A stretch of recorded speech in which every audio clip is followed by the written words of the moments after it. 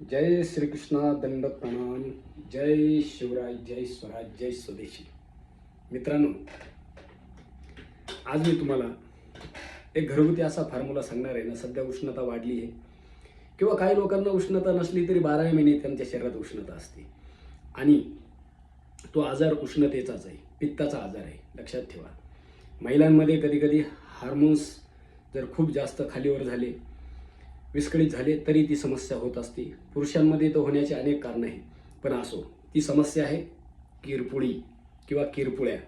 काहींना एका डोळ्याला होती, काहींना दोन्ही डोळ्याला होतात. पण तुम्हाला एक सांगू, आपले साधू संत ऋषी मुनी, आपले पूर्वज यांनी एक असा फॉर्म्युला बनवून ठेवलेला आहे ना.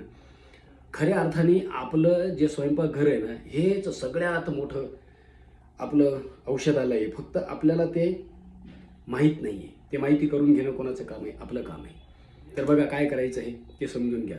1 चमचा साधारणतः आवळ्याची पावडर घ्या. आवळ्याची पावडर 1 चमचा. त्याच्यामध्ये धने असतील घरामध्ये, धने, कोथिंबीरीचे बी, किंवा धन्याची पावडर असेल तर 2 चमचे घ्या. ते सगळं एकत्र एक ग्लास पाण्यामध्ये भिजत घाला.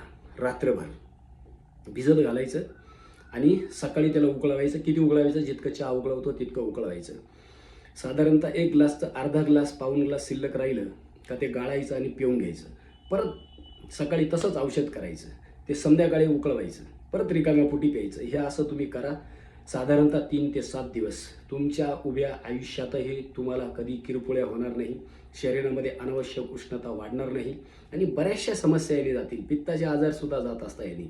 पण हे व्यवस्थित नीटनेटकं करा आणि इतरांना सुद्धा सांगा. उगाच बिनाकामाचे काहीतरी अंधश्रद्धायुक्त उपचार करू नका. ऑपरेशन तर टाळाच. जय हिंद, जय भारत, वंदे मातरम.